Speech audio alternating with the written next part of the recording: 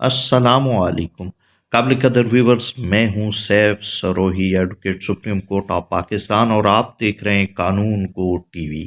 دوستو، آج ہم سروسز لاس پہ بات کریں گے۔ میرے پاس ایک کیس آیا ہے، اس میں میرے کلائنٹ کو ڈسمس کیا گیا ہے فرام سروس۔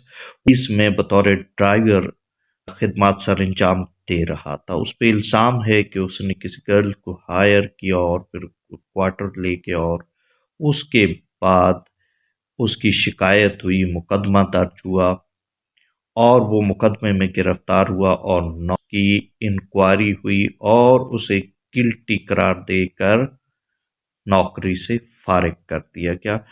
دوستو، مقدمے میں بری ہو گیا 249(a) کی بنیاد پہ، لیکن محکمے میں بحالی کی درخواست دی تو اسے بحال نہ کیا گیا۔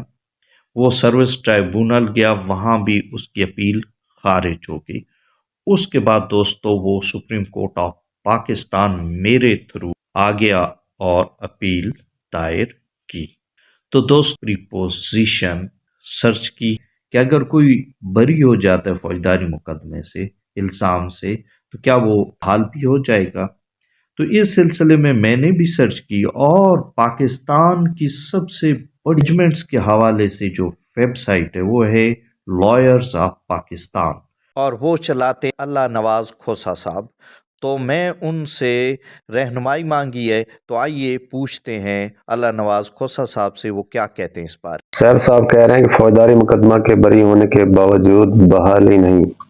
جی سر، وہ اگر نا ڈپارٹمنٹ، اگر آپ کے اوپر جو ایف آئی آر ہے ڈیورنگ بھی ان کی، اگر آپ جاب کے دوران کوئی مس کنڈکٹ آپ نے ہوا ہے، کوئی کرپشن ہوئی ہے، یا کوئی اور ہے جو آپ ان کی آفیشیل ڈیوٹی کے دوران اگر آپ نے کوئی جرم کیا ہے، تو اس کی ڈپارٹمنٹل پروسیڈنگ الگ چل سکتی ہے۔ اگر کوئی پرائیویٹ میٹر ہے، کسی کے ساتھ آپ کو ویسے لڑائی جھگڑا ہو گیا، تو اس صورت میں ڈپارٹمنٹ آپ کو اگنور نہیں کر سکتا۔ جیسے ابھی کوئٹ ہوں گے تو آپ آٹومیٹکلی اس میں ریجسٹرڈ ہو جائیں گے، لیکن اگر ڈپارٹمنٹ کا ایشو تھا تو اس صورت میں ڈپارٹمنٹ انکوائری کر سکتا ہے۔